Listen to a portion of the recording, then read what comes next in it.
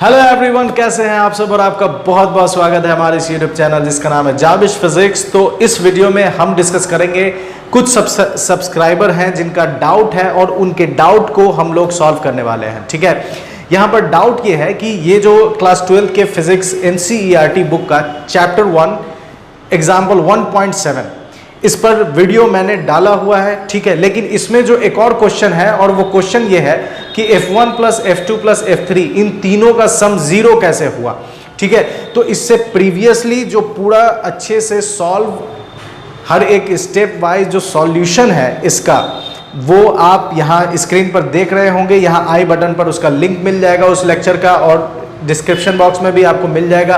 तो इस वीडियो का आपको लिंक डिस्क्रिप्शन बॉक्स में और यहाँ मिल जाएगा, तो आप जाकर देख सकते हैं। इसमें हम बस सॉल्व ये करेंगे कि इस इक्वेशन में, इस क्वेश्चन में जो F1 plus F2 plus F3 है ये 0 कैसे हुआ। ये बहुत लोगों का सवाल है, बहुत लोगों ने इस पहले भी मुझे कहा था, लेकिन थोड़ा ऑफलाइन क्लासेस में ज़्यादा बिजी है, इस वजह से हम वीडियो नहीं डाल पा रहे थे। लेकिन आज फुर्सत मिली है तो मैं ये वीडियो आपके सामने लाया हूँ। F1 plus F2 plus F3 is equal to 0 how, यही इस वीडियो का मेन टॉपिक है।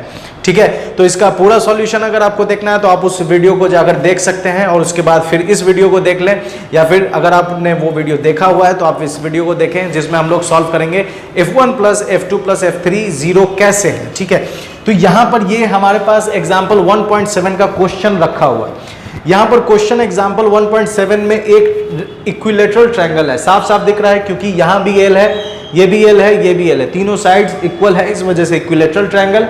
यहाँ पर क्यू चार्ज है, यहाँ पर क्यू चार्ज है, लेकिन यहाँ पर माइनस क्यू चार्ज है। ठीक है, तो आपसे क्वेश्चन ये किया गया है एग्जाम्पल में कि इन तीनों चार्जेस पर फोर्स कितना कितना लग रहा है, इंडिविजुअल फोर्स बताएं।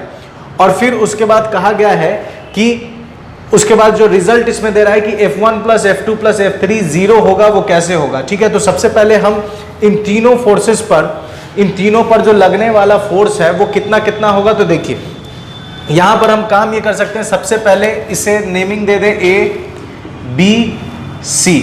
ठीक है, तो हम यहाँ पर सुपरपोजिशन प्रिंसिपल यूज करेंगे। सुपरपोजिशन प्रिंसिपल क्या है, तो सबसे पहले हम F1 निकालेंगे कि फोर्स F1 कितना है, 1 Q1 पर फोर्स कितना लग रहा है। तो सबसे पहले हम सुपरपोजिशन निकालेंगे तो F1 पर लग रहा है 2 की वजह से, 1 पर 2 की वजह से कितना होगा, तो K Q into Q, Q1 Q2, Q1 भी Q है, Q2 भी Q है, बाई L स्क्वायर। F12 निकल गया। डायरेक्शन क्या होगा, ठीक है, तो F12 कितना आ गया, K Q square by L square. ये हमने मैग्नीट्यूड निकाल लिया। ये पॉजिटिव है, ये भी पॉजिटिव है, तो इस पर ये इधर फोर्स लगाएगा, ये Q जो है इसको इधर ढकेलेगा, तो ये इसका डायरेक्शन हो जाएगा। ठीक है, अब इसके बाद ये किसका डायरेक्शन है, तो 1 पर 2 की वजह से। अब इस पर ये माइनस है तो ये इसको अट्रैक्ट करेगा, तो इसका डायरेक्शन इधर, इसका डायरेक्शन इधर हो जाएगा 1 पर 3 की वजह से। और F13 कितना होगा, तो ये भी सेम होगा, F13 ये भी सेम होगा क्योंकि चार्जेस जो है Q1 भी Q है, Q2 भी Q है और डिस्टेंस भी L है, इस वजह से ये भी हो जाएगा K Q square by L square. आपके दिमाग में सवाल आया होगा कि सर यहाँ से माइनस आपने क्या किया, तो माइनस और प्लस डायरेक्शन को बताता है और वो माइनस का काम हमने फिगर में कर दिया। तो यहाँ पर हमने F1 और F2 निकाल लिया। अब F1 और F2 निकाल चुके हैं, F12 और F13 निकाल रहे हैं, तो F1 अब यहाँ पर देखें तो इस दोनों के बीच में इसका हम लोग वेक्टर सम करेंगे, क्योंकि एक फोर्स इधर है, एक फोर्स इधर है, इसलिए इसका हम वेक्टर सम करेंगे। इसको हम सेपरेटली अगर यहाँ काम करें तो देखिए ये ऐसे है F13 और ये ऐसे है F12। तो यहाँ पर हम पैरेललोग्राम लॉ लगाएंगे। ठीक है, पैरेललोग्राम लॉ लगाएंगे तो ये हो जाएगा F13, ठीक है, और ये हो जाएगा F12। ठीक है, तो यहाँ पर ये इसका रिजल्टेंट हो जाएगा, ये हो जाएगा रिजल्टेंट, F1 का रिजल्टेंट ये F1 का रिजल्टेंट निकल गया। ठीक है, मैग्नीट्यूड कितना होगा F1 का, तो F1 निकालने के लिए हम काम कर सकते हैं F1 स्क्वायर, तो F12 का स्क्वायर प्लस F21, F13 का square plus 2F12 into F13 into cos theta. और थीटा यहाँ पर कितना होगा, तो आपको मालूम है इक्विलेटरल ट्रायंगल में ये 60 होता है, तो ये हो जाएगा 120। तो यहाँ पर हम वैल्यू निकाल लेंगे तो ये हो जाएगा। ठीक है, यहाँ पर cos 120 डाल देंगे। ठीक है, 2f1 f2 और ये तीनों ये सब तो आपस में इक्वल है, इसलिए हम लिख सकते हैं इसको F square plus 2f into F. ठीक है, सबको हमने ये सब आपस में इक्वल है इसलिए सब के जगह पर हमने f लिख दिया। ठीक है, तो f1 square is equal to आ जाएगा 2f square plus 2f square into और cos 120 होता है -1/2। ठीक है, तो 2 से 2 कैंसिल हो गया तो 2f square is equal to 2f square और ये माइनस है तो -f स्क्वायर। ठीक है, तो f1 इज इक्वल टू आ जाएगा f1 square is equal to आ जाएगा f स्क्वायर, तो f1 बराबर आ गया f। ये हमने f1 निकाल लिया। ठीक है, इसी तरह हम इसके लिए भी काम करेंगे। तो देखिए इसके लिए जब काम करेंगे तो ये वाला Q1 इसको इधर ढकेलेगा क्योंकि ये भी पॉजिटिव है ये भी पॉजिटिव है, तो ये इधर लगेगा 2 पर 1 की वजह से। ये निगेटिव है ये इसको खींचेगा तो ये हो जाएगा 2 पर 3 की वजह से। तो इसका भी रिजल्टेंट किधर होगा, सेम टू सेम इसके जैसा, तो इसका भी रिजल्टेंट किधर होगा, इधर होगा। ये हो जाएगा f2 वेक्टर। मैग्नीट्यूड भी कितना होगा, इतना ही होगा क्योंकि इसके लिए भी थीटा कितना है 120। ठीक है, तो f1 आ गया f, सिमिलरली करके लिख सकते हैं सिमिलरली। ठीक है, सिमिलरली f2 भी कितना आ जाएगा f आ जाएगा। सिमिलरली f2 भी f आ गया, डायरेक्शन हम यहाँ लिख दिए। अब बात करते हैं इसके लिए। तो इसके लिए देखिए ये निगेटिव है ये पॉजिटिव है, तो ये इसको इधर खींचेगा और ये वाला भी इसको इधर खींचेगा, तो ये हो गया फोर्स 3 पर किसके वजह से 2 की वजह से, और ये हो गया फोर्स 3 पर 1 की वजह से, क्योंकि ये दोनों ही पॉजिटिव है और ये दोनों ही इसको अट्रैक्ट करेगा। तो अब इस केस में यहां पर 60 डिग्री, ठीक है 60 डिग्री है, तो 60 डिग्री है तो हम रिजल्टेंट निकाल लेंगे। तो रिजल्टेंट निकालेंगे तो f3 कितना आ जाएगा, देखिए f3 square is equal to हो जाएगा f स्क्वायर, क्योंकि ये दोनों ही इक्वल और अब इक्वल फोर्स है इसलिए f square plus 2f square cos 60 degree, और cos 60 डिग्री होता है 2f square into cos 60 degree होता है 1/2। ठीक है, तो ये 2 से 2 कैंसिल हो गया तो ये हो गया 3f स्क्वायर, तो f3 स्क्वायर, तो f3 बराबर आ गया √3f। तो हमने f1 भी निकाल लिया, f2 भी निकाल लिया, f3 भी निकाल लिया। अब इसके पास डायरेक्शन क्या होगा, ठीक है, इसका डायरेक्शन किधर होगा।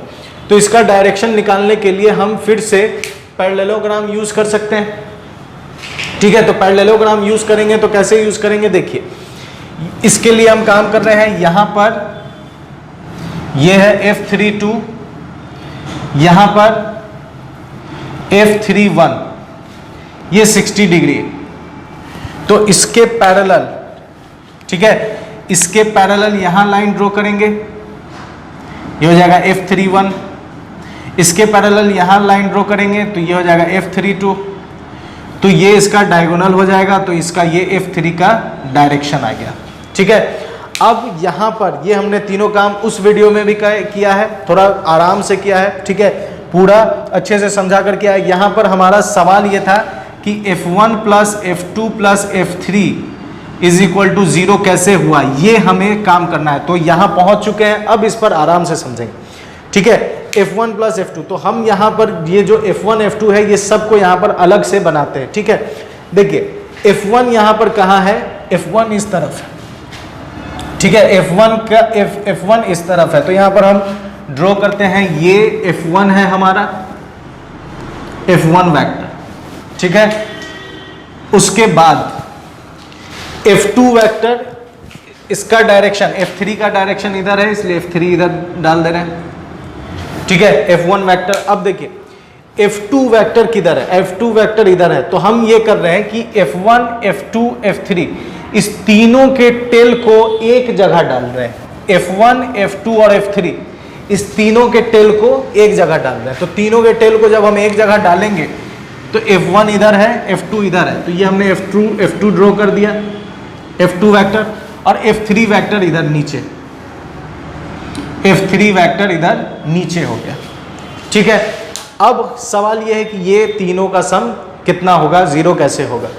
मैग्नीट्यूड भी इसके बगल में लिख दें कि f1 यहां पर कितना है, f1 है, f1 कितना निकाले f2 कितना निकाले, तो ये भी f आया, F3 कितना निकाले हैं, तो F3 आया है √3f। ठीक है, अब यहां पर देखिए तीनों का सम 0 कैसे होगा। यहां पर हम काम करते हैं, इस दोनों के लिए काम करेंगे। ठीक है, F1 और F2 के लिए हम काम करते हैं। तो F1 और F2 के लिए जब हम काम करेंगे तो ये इसके पैरेलल इधर लाइन ड्रॉ करते हैं, ये हमने ड्रॉ किया और ये हो गया F1 वेक्टर।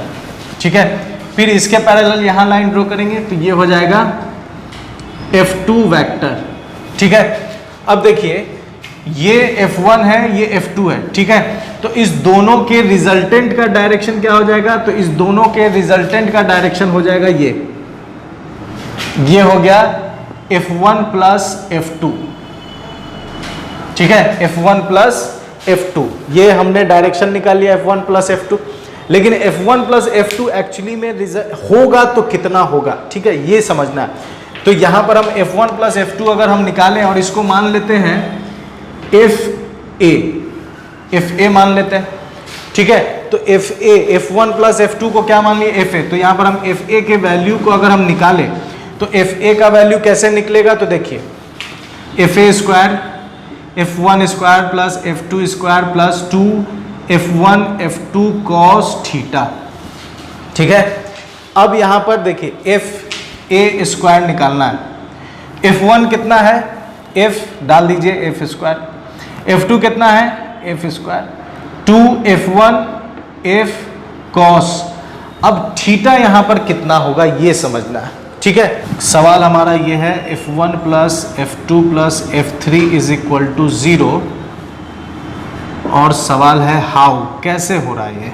ठीक है, हम अपने मकसद पर पहुंच चुके हैं। तो यहां तक हम लोगों ने काम किया।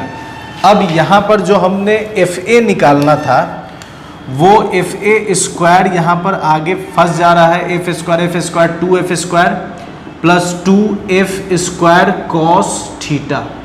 अब मुद्दा ये फंस रहा है कि यहाँ पर थीटा का वैल्यू क्या होगा।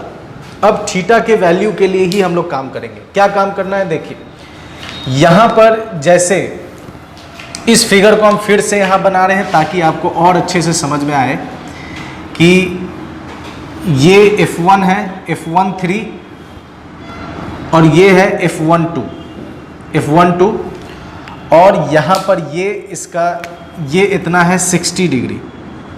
ठीक है, इस साइड का हम इधर ड्रॉ कर दे रहे हैं। तो इस साइड में इधर है F21 और इधर है F23। ठीक है, और ये इधर है आपका, ये इस तरफ आएगा और ये है 60 डिग्री। ठीक है, ये A वाला हिस्सा है और ये B वाला हिस्सा। तो फिगर के इन हिस्सों को हमने काट लिया। अब यहां पर देखें तो रिजल्टेंट कितना है, तो रिजल्टेंट इस तरफ है। तो रिजल्टेंट के लिए हम ड्रॉ कर देते हैं F2 वेक्टर इधर है, ये F2 वेक्टर और इसमें इधर F1 वेक्टर। ठीक है, अब एक चीज देखें, तो जब हम इसके लिए पैरेललोग्राम ड्रॉ करेंगे, F12 और F13 के लिए जब हम पैरेललोग्राम ड्रॉ करेंगे तो हमारा फिगर और परफेक्ट हो जाएगा। ठीक है, देखिए F13 के लिए हम पैरेललोग्राम ड्रॉ किए, ये F13। ठीक है, और F12 के लिए हम पैरेललोग्राम ड्रॉ करेंगे, ये F13 हो गया और ये हो गया F12। ठीक है, अब इसके लिए हम डायगोनल ड्रॉ करेंगे जो कि रिजल्टेंट है, ये डायगोनल है और यही रिजल्टेंट है F1। अब एक चीज आप देखें यहां पर, तो हमने अभी जो काम किया उसमें हमको F12 कितना मिला था, F12 मिला था KQ square by L square, और F13 कितना मिला था, तो F13 भी मिला था KQ square by L square. ठीक है, F12 हम निकाले, F13 निकाले। अब इस दोनों में देखिए तो दोनों वेक्टर का मैग्नीट्यूड कैसा है, दोनों वेक्टर का मैग्नीट्यूड सेम है, दोनों वेक्टर का मैग्नीट्यूड सेम है। इसका मतलब कि ये जो पैरेललोग्राम है, ये पैरेललोग्राम में F13 के बराबर है, F12 के बराबर है, और ये दोनों ये सब आपस में इक्वल है, ये सब आपस में इक्वल है। जब ये सब आपस में इक्वल है तो जब हम इसे कॉन्ग्रुएंसी रूल अपनाएंगे तो हम ये देखेंगे कि ये एंगल जितना होगा उतना ही ये एंगल होगा। तो ये एंगल अगर ये टोटल कितना है 120, तो इसका मतलब कि ये एंगल भी 60 है, ये एंगल भी 60 है।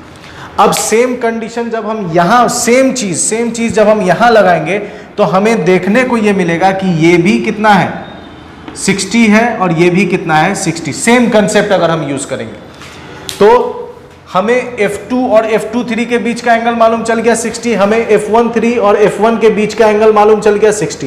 अब हम इस दोनों को इसको उठाकर जब हम यहाँ इसको ऐसे रखेंगे तो हम ये देखेंगे कि इस दोनों के बीच में इस दोनों मतलब कि F1 और F2 के बीच का एंगल कितना मिलेगा हमको 60 मिलेगा। जब हम इसे उठाकर जैसे मान लीजिए यहाँ पर F23 किसके पैरेलल है F1 के पैरेलल है, तो हम और क्लियर कर सकते हैं F23 किसके पैरेलल है F1 के पैरेलल है, तो यहाँ F1 डाल दीजिए और ये F2 तो ऑलरेडी है, तो F1 और F2 के बीच में एंगल कितना बना 60 डिग्री। तो हम यहाँ पर वैल्यू कितना डाल देंगे, ये दोनों कितना बना रहा है 60 डिग्री। तो जब ये 60 डिग्री है तो यहाँ जो थीटा का कंसेप्ट फंसा हुआ था ये अब कितना आ गया 60 डिग्री। अब देखिए FA square is equal to कितना आ जाएगा 2F square plus 2F square into और cos 60 होता है 1/2, तो 2 से 2 कैंसिल हो गया, तो FA स्क्वायर कितना आ गया FA स्क्वायर आ गया 3F स्क्वायर, तो FA कितना निकल कर आ गया